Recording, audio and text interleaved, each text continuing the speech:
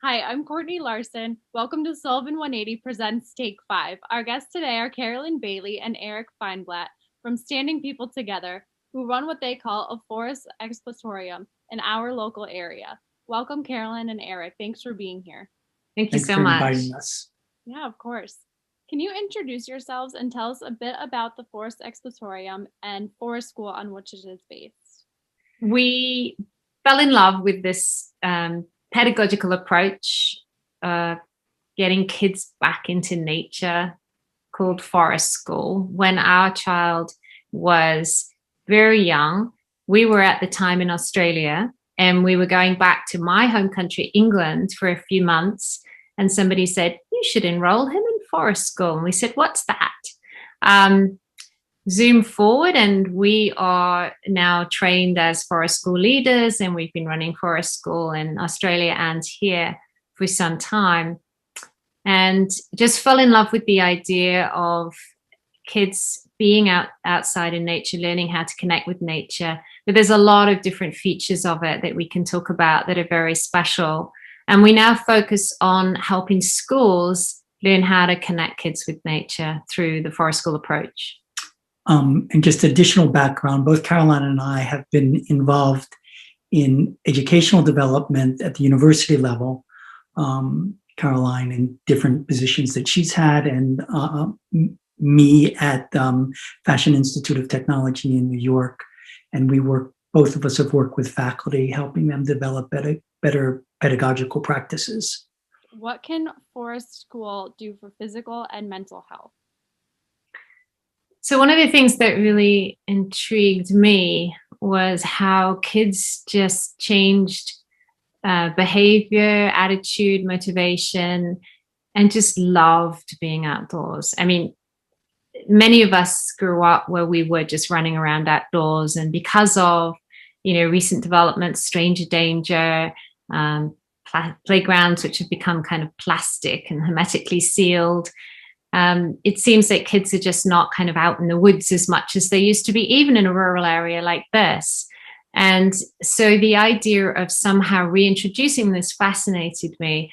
And what I learned from the training and all the people that we met in the UK that were doing this was that it really helped a whole variety of different health issues, physical, but also mental health. So if you had children with learning difficulties, they might be anxious. They might be anxious about math, for example.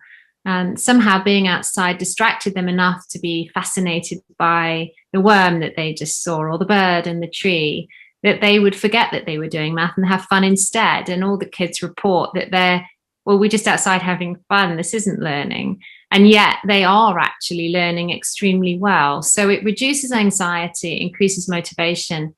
And things like ADHD has also been proven to be reduced. It's to help autism and other things as well, because the kids are just using a different part of their brain. They're calming down. They're not quite as kind of stressed as they are in the classroom. They don't feel as if they have to perform. They're literally just having fun, and the learning is just sneakily on the side of it. So it has some surprising side effects. Could you highlight ideas for parents and educators to use while learning from home to get more connected to outside?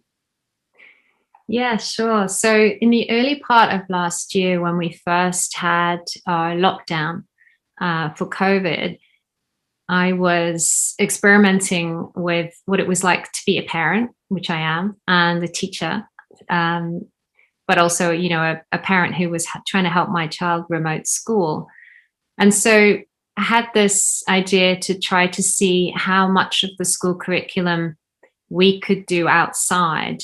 And a lot of the work that I do with the teachers is to try and help them understand how to bring the curriculum outside, how to teach everything, not just plant ecology and biology and the things that make sense, but physics and maths and chemistry and poetry and everything can be taught outside and can be enhanced as well. And so we were doing this not from the perspective of being in a classroom, but from the perspective of just one-to-one at home, a parent and a child. But essentially, there are many different fun things that you can do to try to motivate your child. So even just going online and searching, forest school is a good term to use, forest school, and then learning math, or forest school and learning 3-digit addition. And you'd be surprised what pops up. And you can go outside with sticks and stones and do a place value chart. And suddenly what seemed awful, trying to get the kid to move the one over, or trying to work out how you turn thousands into hundreds, suddenly becomes a really fun thing with sticks and stones outside and the sun's shining and the dog's running around. And so, yeah, I would just recommend parents sharing ideas. I've joined a lot of Facebook sites, forest school ideas. And honestly, people just put onto those Facebook sites things like, okay, so I want to motivate my child who happens to really love, boats or airplanes, whatever it is.